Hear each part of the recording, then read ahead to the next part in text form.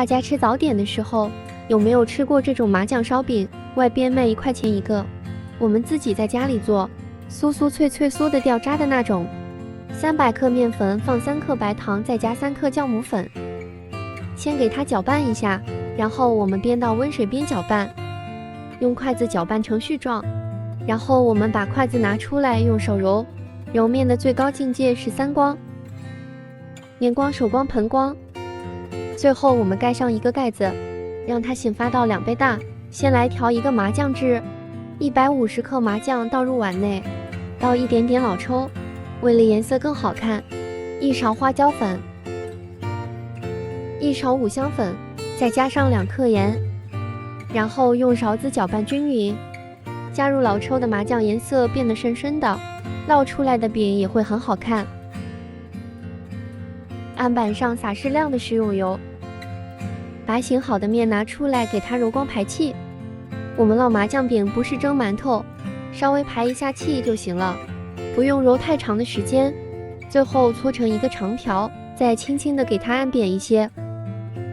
拿个擀面杖上推下拉，把它擀成一个薄薄的大饼，最好是擀一个长方形，让它边缘比较整齐一些，到时候卷的话我们也会很好卷。把麻酱全部倒在饼上，我们找一个刮板，然后给它刮整齐。如果你家里没有刮板，拿个铲子也是可以的，就是能用什么就用什么，只要能给它刮齐就可以了。我感觉这一步操作有一种刮大白的感觉。麻酱铺匀后，我们从一头边扯边卷，卷的圈数越多，最后做出来的烧饼层数越多。我们不用担心会把它扯烂了，那也没关系，慢慢卷就可以了。麻酱烧饼是北京的一个特色，做起来方法还是挺简单的。这次我们用平底锅烙，所以是全发面，面要发到2倍大。如果是烤箱就半发面就可以。卷好后，我们给它揪成同等大小的剂子，一个大概是30克左右吧。这时候取一个剂子，把揪过的2头往上捏，收一下口，把收口的一面朝下，上面是比较光滑的。我们继续来做第2个。这次看我的手法，做这个还是很简单的。所有的剂子做好后可以静置10分钟。准备清水和白芝麻，拿一个剂子蘸一点清水，然后再蘸上白芝麻。蘸芝麻的那一面是朝上的，千万不要蘸成收口的那一面哦。拿一个擀面杖把扁皮轻轻地按一下，让芝麻牢牢地粘在上面，也不要擀得太薄了。第1个擀好后，我们继续来擀第2个。这个是没有任何技术含量的，就是让芝麻粘住，稍微薄一点就行。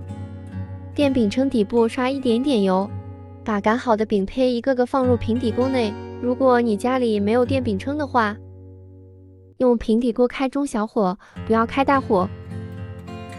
盖上盖子会熟得更快一些。大概4-5分钟，我们打开盖子翻个面。翻面的时候，我好像发现了一个问题，我的电饼铛一直是大火，我忘了调到中小火了，所以它的底部好像有点糊了。但是还好，糊的没有那么严重，所以一定要开小火。全部翻面之后，再给它煎3到4分钟。用铲子轻轻按一下，能够回弹就说明已经熟了。我们给它盛出来。这次电饼铛调到了中火，我们再来一次。开讲时间到了，我们翻过来看一下，是黄黄的，没有糊，所以一定要重火。我们的老北京麻酱烧饼就做好了。如果想要颜色更好看，就蘸清水那一步蘸上老抽，再蘸芝麻，那样做出来的会更好看。我们掰开一个看一下，我还是先尝尝吧。